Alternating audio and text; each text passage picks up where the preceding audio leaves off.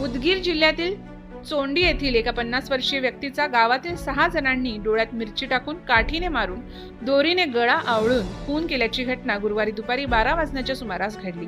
याबाबत वाढवणा पोलीस ठाण्यात शुक्रवारी दुपारी 6 जणांविरोधात गुन्हा दाखल करण्यात आला आहे। दोघा आरोपींना अटक करण्यात आली असून 5 दिवसांची पोलीस कोठडी सुनावली आहे। पोलिसांनी सांगितले, उदगीर तालुक्यातील चोंडी येथील सूर्यकांत उर्फ बाबू सुदाम बिरादर वय 50 यांचे गावातीलच एका महिलेसोबत अनैतिक संबंध होते।